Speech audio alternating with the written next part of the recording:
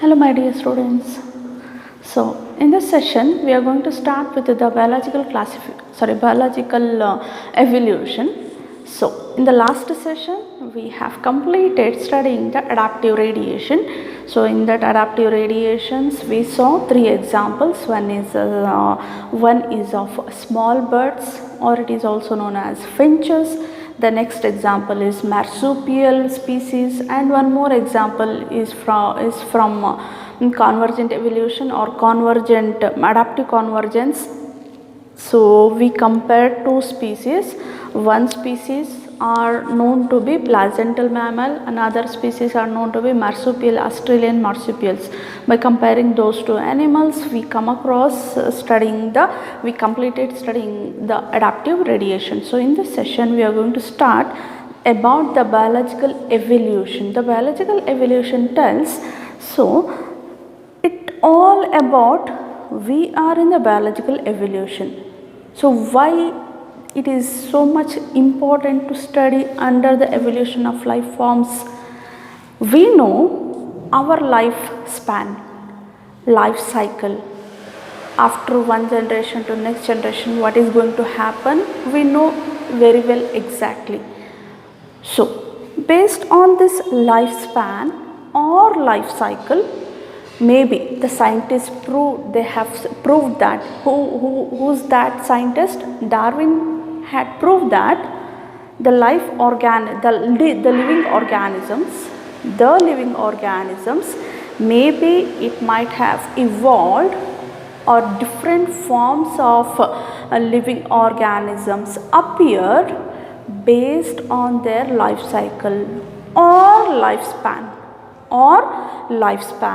Different forms of life has appeared based on or it is linked to the lifespan or life cycle.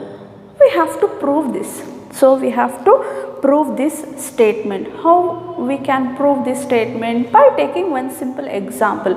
So what is that simple example? First I'll write the example, I'll explain the example, later I'll come back to the statement what he has given under biological evolution. So one experiment is, or one example is, he took microorganisms.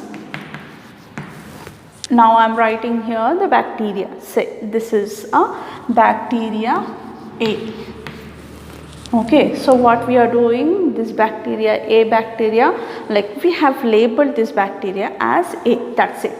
Okay, so what I am going to do here I am taking some media. Just don't write this, just listen it. Okay, so I am going to take some media, or it is known to be a natural media, or any soil condition, or any of the natural media. I am putting that bacteria, I am adding those microorganisms in this media.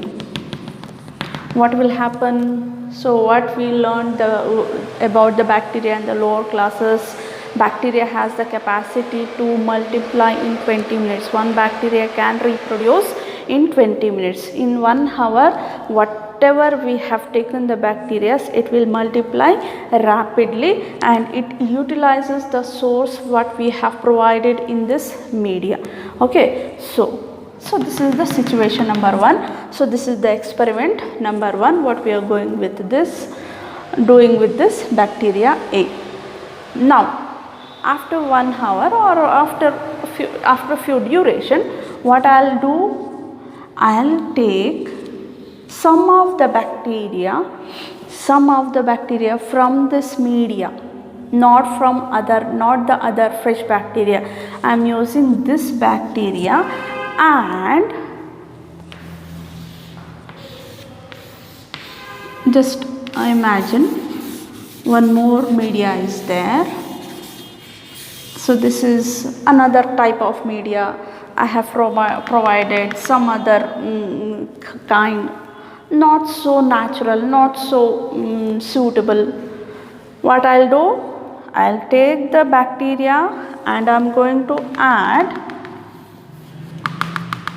in this media. So these are the media. So these are the bacteria. Say bacteria A, what we labeled in this experiment. These bacteria are added to this media. What will happen? The bacteria who can survive more, who has the ability to reproduce in any of the environment, who has the resistance power, who is going to adapt the environment, soon they can only multiply. Okay, say number of bacteria. Out of 10 bacteria, say for example, out of 10 bacteria, 5 is going to reproduce. Only 5 is going to reproduce. Other 5, only example I am taking here, other 5 will die. Just consider like that. Okay, so what will happen now? These bacteria, so the 5 bacteria, what it is going to reproduce again, they have the inheritance capacity, like resistance capacity. They have synthesized the genes which have the resistance power which can survive in any of the environment. It is known as the adaptive nature, survival for fittest, or we can call it as, simply we can call it as, they have gained the genes, they have synthesized the genes which can overcome from any of the situations. So those bacteria, so those genes whatever synthesized in these bacteria, it will inherit. It will inherit means these kind of bacteria is going to reproduce more and more. Now we can call it as the new forms of bacteria. Why so? What we have provided the media was not similar to the previous media. They have formed a new forms of bacteria which has somewhat more resistance power to overcome from any of the situation. So what we can prove from this 2 experiment, the new life appears, it has a linking capacity, it has somewhat a link with the lifespan or a life cycle. Okay, so it has a link, or it has what we can say, so it has more resistance power or a survival capacity to synthesize a new genes, so that those genes is going to inherit to the next generations. In the next generation, what we are going to see? We are going to see the new forms of bacteria. The old bacteria, the not so fit bacteria has died. Okay, so this is one condition. What condition it is? From this,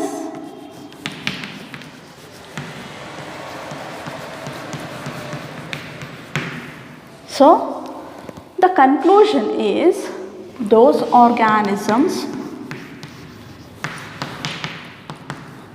the fittest organism can survive, can give rise to more progeny. Okay, so this is the conclusion from the topic, from this topic. Okay, so the next is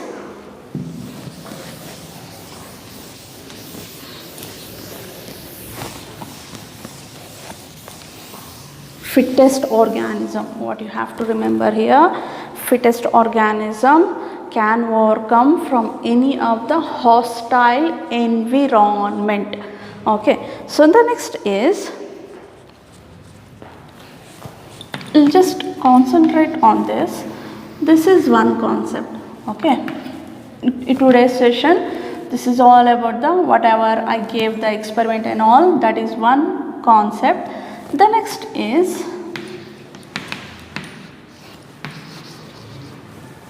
based on the Darwin's natural selection.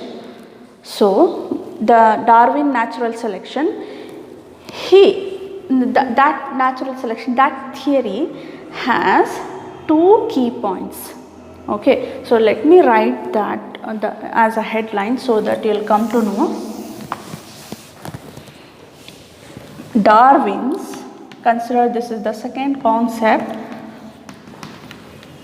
Darwin's natural selection. It has two key concepts. What are those? One is branching descent. Branching descent. I'll explain this. The second one is again all about the natural selection. It's all about the natural selection. So natural selection, somewhat you came to know how the organisms is going to select the next organism and how it is going to survive in any of the hostile environment, how it is going to adapt themselves to the habitat and all. Okay, but what is branching descent according to Darwin? So because it came under the Darwin's natural selection, branching descent is nothing but maybe there was a one species. Okay, so from this one species, number of new species. Don't write this diagram, only for your convenience I am going to write this.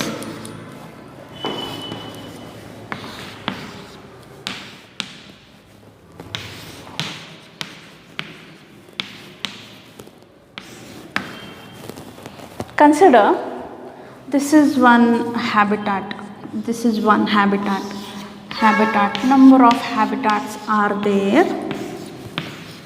According to the habitat, maybe the new life forms evolved. Okay, and all these life forms, whatever they present in the different habitats, whatever the living organisms are living, are going to growing in the particular habitat. All those living organisms ancestor is only one. So from the single ancestor, so many different life species have evolved. So that is nothing but branching descent. Okay, so the next is, after his two key concepts, one more I must say here. What is that? It's all about the Lamarck theory. What he said, who is he? Lamarck is a French naturalist. He is a French naturalist. So, why we are studying this Lamarck theory? What was his research? Why it is essential to read his theory? I'll just in the next few minutes I'm going to explain about this. Let me tell you, Lamarck, he was the scientist, came before Darwin. Before going to search in the ship called HMS Beagle, before his postulates, Lamarck put forward his theory, like he gave use and disuse theory. What was disuse organ theory? So his theory name is use and disuse. In simple terms, just remember this much. Maybe, just listen to me properly, Lamarck, he concluded that maybe life has evolved, living organisms, maybe, no doubt, the living organisms must be evolved from one species to other species, but the organs, whatever the organs are present in the living organism, whatever the organs are manufactured, or the organisms, new organisms organ had modified itself, only it is based on the concept of use and disuse. So how to explain this? By taking one example, we will study how this theory proved. In his period, he proved the theory by giving one example of giraffe. What the giraffe did? Earlier, the giraffe size was as similar as nowadays horse or donkey. Okay, only for the survival, what it did, he elongated, he started feeding on the leaves of trees. He started elongating its neck. Because of doing that activity for so many years, its forelimb and neck got elongated, and result of that, after a number of years, its generation, next generation, the genes whatever synthesized in its body, it got adapted to the same condition. The genes or the organs, because of the continuous use of particular organ, it got elongated. So this is all about the use and disuse of organ. What he told, the life has evolved. No doubt, living organisms, it have evolved, but after evolution, only because of the use and disuse of organ, the new life, the new species appeared. By taking one example, he proved his theory. But when Darwin put forward his theory, natural selection, this theory was neglected. It was not at all accepted by the people. Nowadays, what we used to do, we used to follow the Darwin's natural selection. We refused the Lamarck theory. Okay, so this is all about the Lamarckism or Lamarck use and disuse of organ theory. Okay, so one more concept is there in the today's concept, the life. Let me tell you again, I'll come back to the Darwin.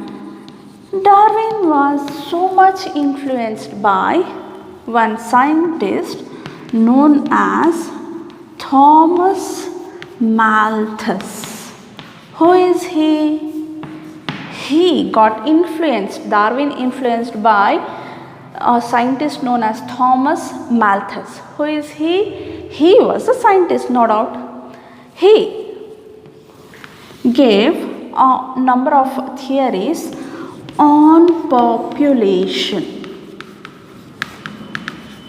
What kind of theories he proposed? He proposed the theories on population. How the population is going to increase or decrease. On his theory, what Darwin did? He compared the evolution of life forms.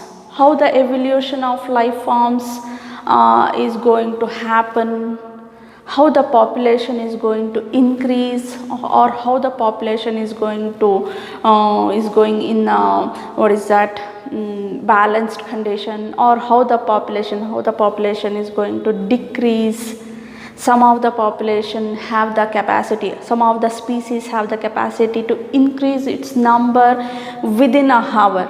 For example, bacteria, it has a high capacity, high ability to increase its population or increase its number within a minute, right? So if that population keep on going, we cannot survive. We doesn't have much place to stand. The world will be full of bacteria, because some source is pulling back that bacteria to reduce its number.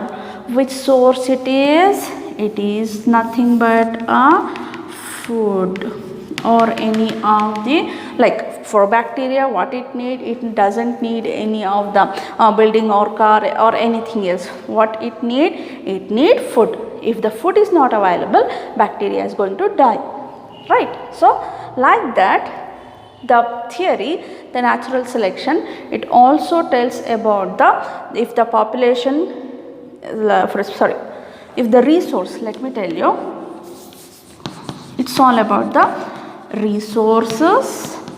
One is resource, second one is environmental fluctuation. Environmental, based on the environmental fluctuation or the seasons and also the resources. If it got limited, if any of the species population, if to them, to those species, if the resource is occurring in a limited manner, the population will be in a limited extent. If the resource is getting to any of the species in an unlimited manner, the population will keep on increasing of that species. Like that, the environment, if the suitable environment, if any of the species is getting a suitable environment, it can give more progeny. If the environmental situation is not so good, if it is getting unsuitable environment, the growth will not go to the peak. Okay, so this is how the Darwin said the natural selection based on the population concepts. He very much influenced by Thomas Malthus. He put forward his theory on population. Okay, so we'll stop today's concept to this itself. So what you have to remember out of all these, you have to remember one experiment what we explained in the biological evolution. So that one is the bacterial experiment. You have to remember. In the next concept, in the Darwin's natural selection, it has two key points or two key concepts. One is branching descent. No need of writing the diagram and all, just keep that in mind. Two key concepts are branching descent and natural selection. And one more concept we studied in today's session is Lamarck theory. What he told, yes, no doubt the life has evolved, but whatever the life is appearing in today's life, this is only because the new life, whatever the new life is appearing in today's world, it is just because of the use and disuse organs. But we are not following his theory. It was refused or it was not acceptable, because the Darwin's theory was more acceptable, and the Darwin's theory has more proof, more evidences to believe. And one more is by whom the Darwin he got influenced. You have to remember his name also. Okay, so we'll continue explaining the mechanism of evolution in the next session. So thank you.